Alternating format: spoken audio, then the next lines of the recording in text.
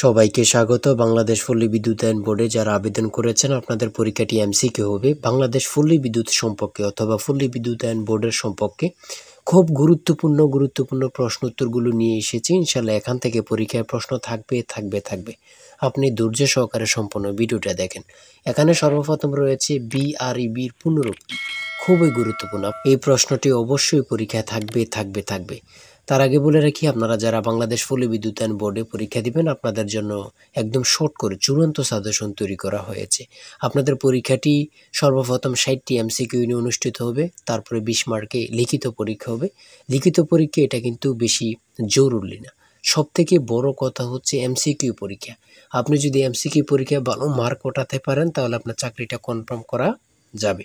যারা এই পরীক্ষা উত্তীর্ণ হতে চান, এমসিকিউ প্লাস লিখিত পরীক্ষার জন্য আমরা একটি শর্ট চূড়ান্ত সাজেশন তৈরি করেছি। সাজেশনটি নিতে স্ক্রিনে দেওয়া হোয়াটসঅ্যাপ নাম্বার রয়েছে, ইমো নাম্বার রয়েছে, দুটোর মধ্যে যে কোনো একটি মেসেজ করে সাজেশনটি সংগ্রহ করুন।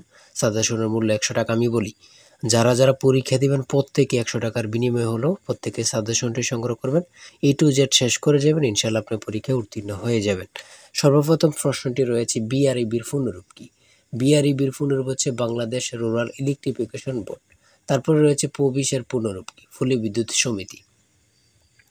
তারপরে 3 নম্বরে রয়েছে বর্তমানে বিদ্যুৎ বিতরণ খাতে কয়টি সংস্থা কাজ করেছে বা করছে? 6টি। খুবই গুরুত্বপূর্ণ।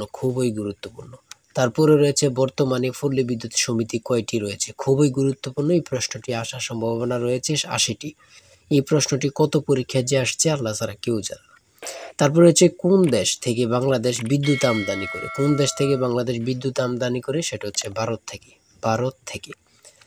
পল্লী বিদ্যুৎ এর মোবাইল অ্যাপের নাম কি? খুবই গুরুত্বপূর্ণ। পল্লী বিদ্যুৎ এর মোবাইল অ্যাপের নাম হচ্ছে পল্লী বিদ্যুৎ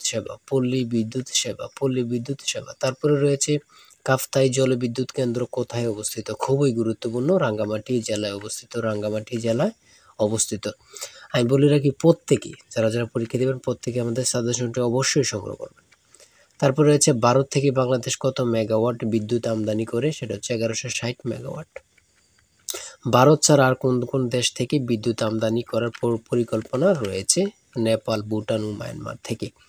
বাংলাদেশ পল্লী বিদ্যুতায়ন বোর্ডের প্রধানকে কি বলা হয়?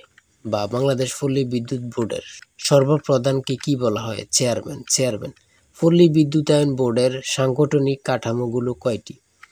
5টি। খুবই গুরুত্বপূর্ণ, ঠিক আছে। তারপর এখানে রয়েছে কুমিল্লা পল্লী বিদ্যুৎ সমিতি প্রতিষ্ঠিত কত সালে?